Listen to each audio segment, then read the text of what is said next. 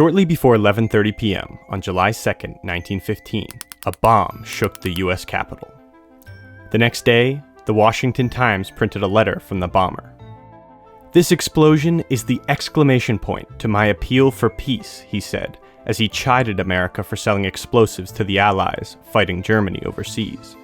Beside that letter was the other big news of the day. Early that morning, banker J.P. Morgan had been attacked at his summer home on Long Island.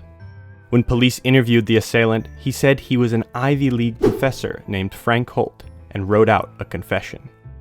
"My motive was to try to force Mr. Morgan to use his influence, to have an embargo put on shipments of war munitions.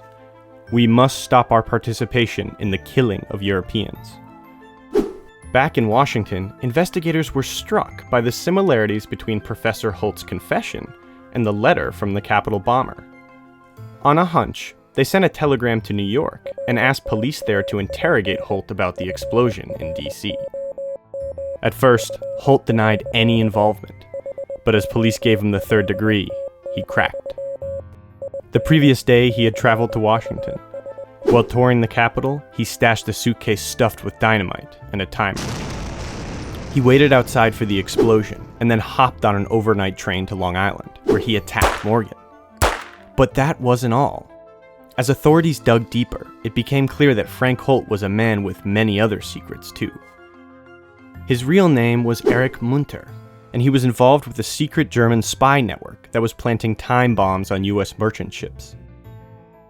While in custody, he taunted authorities with bits of information, even predicting the exact date the next ship would explode. Unfortunately for police, those secrets would soon be buried forever. On July 6th, Munter killed himself in his jail cell. The next day, the SS Minnehaha caught fire in the Atlantic, just as he'd predicted.